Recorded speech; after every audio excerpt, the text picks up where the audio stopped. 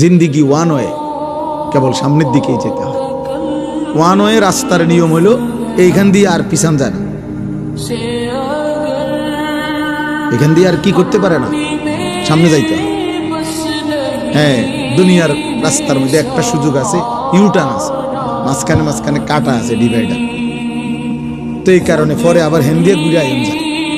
কিন্তু আখেরাতের চলমান পথে হায়াতের কোনো ইউটার্ন নেই। কিছু দূর গিয়ে আবার আমি গত সপ্তাহে ফিরে যাব, সুযোগ নেই। আজকের দুপুরে আর ফিরতে পারবো, আজকের বিকালে আর ফিরতে পারবো, কোনো মুহূর্ত আর আসবে না। 2025 পৃথিবীতে আর হবে না,